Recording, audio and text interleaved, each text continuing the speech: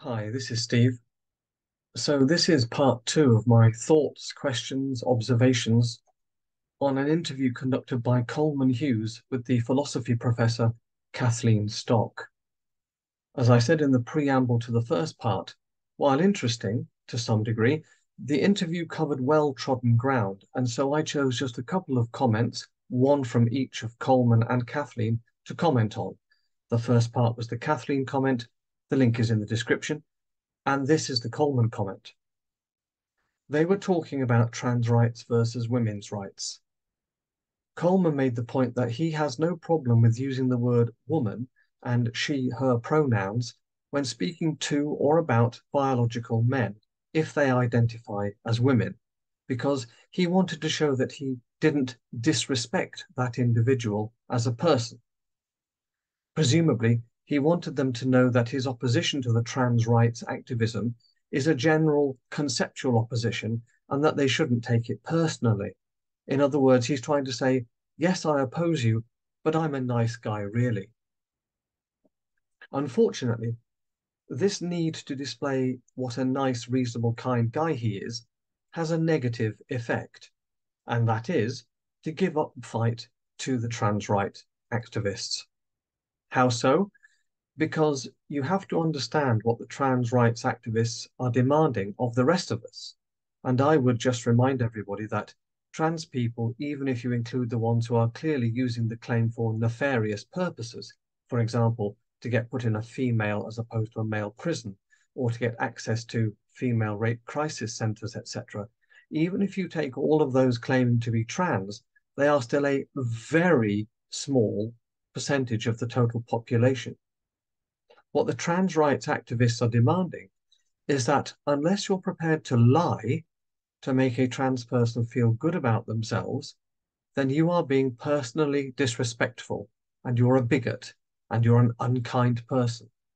But surely anyone who requires, nay, demands that another person tells what they know to be a lie is the one being disrespectful, is the one being bigoted, is the one being unkind. The people who are being unreasonable, aggressive, disrespectful, unkind are not the people who are saying, hang on a minute, this doesn't sound right to me. I'm not prepared to go along with this. It's the people who are demanding that the rest of us say what we know to be a lie purely in order to validate someone else's totally subjective view of not just their own personal biological reality, but the reality of how our biology underpins our humanity. You can't just dismiss hundreds of thousands, millions of years of evolution simply because it doesn't feel right to you.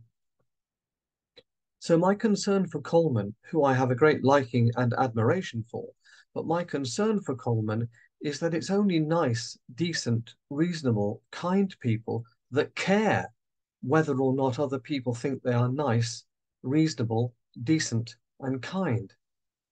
Ideological zealots, and of course trans rights activists come very much into that category, ideological zealots do not, by and large, care whether other people think they are nice, reasonable, kind, decent, respectful, etc. people. Their cause takes on so much primacy in their life that they are quite prepared to be seen as exactly the opposite of those things: unreasonable, unkind, disrespectful, aggressive, etc., in order to get their way. Okay, they probably care what the people in their own little zealous tribe think about them, which is why when anybody wants to step away from an ideological tribe, they get hit with so much shrieking about apostasy and abuse and vitriol. But the vast majority of the population, 90% at least, the trans rights activists really do not give a monkey's what that majority think of them. And this is, of course, how they win.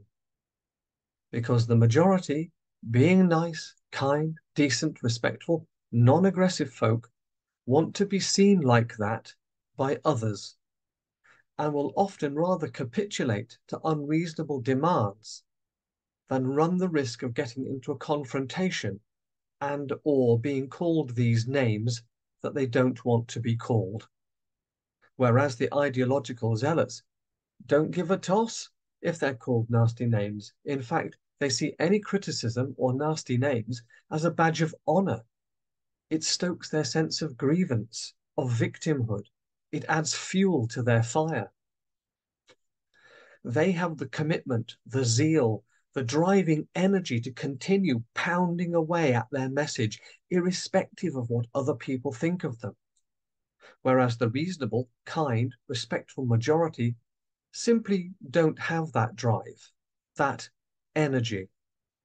So unfortunately, Coleman is falling into the trap that is so easy to fall into when you are a nice, kind, decent, respectful person, which is completely, albeit inadvertently, ceding victory to the people that you are claiming in many other ways to oppose.